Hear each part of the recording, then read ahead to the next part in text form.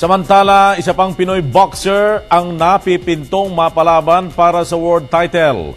Ito'y matapos na patulugin niya sa first round ang isang pambato ng Mexico kahapon. Alamin natin kung sino siya sa report ni Miss Meg Sioson. Isa pang Pinoy fighter ang matahimik na nagpamalas ng tikas sa ibabaw ng ring kahapon. Siya ay walang iba kundi si bantamweight prospect Drian Gintong Kamao Francisco. Hindi man siya gaanong napansin ng ating mga kababayan dito sa bansa, tiyak na aabangan na ngayon ng publiko ang kanyang papasibol na boxing career. Isang kahanga-hangang first round knockout win ang naitala ni Francisco sa Sonora, Mexico. Katapat ang hometown boxer na si Jose Carlos Vargas. Dahil sa ginintoang panalo, si Francisco ay ihihilera na ngayon para sa isang title shot. Katapat ang isa pang Mexicano na si Jose Carlos Salgado o di kaya't si Yororquis Gamboa ng Cuba.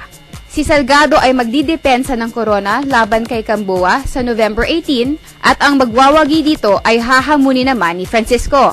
Pero ayon kay PTV Sports resident boxing analyst attorney Ed Tolentino, mabigat na kalaban ang alinman kina Salgado at Gamboa dahil parehong hard hitter ang dalawang boxers.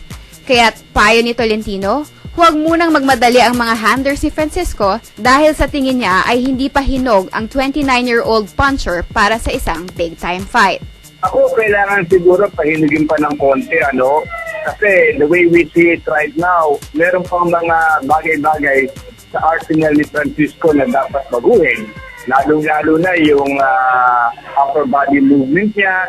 Kasi minsan medyo robotic gumalaw itong si Adrian Francisco. But the thing is, this boy has power. Yun naman ang kanyang bentahe. Pero kung malalagyan natin ng konti ring savvy, itong si Adrian Francisco, mas magiging maganda ang kanyang chances para sa isang world title. But right now, I'll be honest with you, if we fight, let's say, the likes of Gamboa right now, he will be sent to the lion. Si Francisco ay may professional record na 23 wins, 18 by knockouts, 1 loss at 1 draw. Para sa PTV Sports, Meg Sioson, Telebisyon ng Bayan.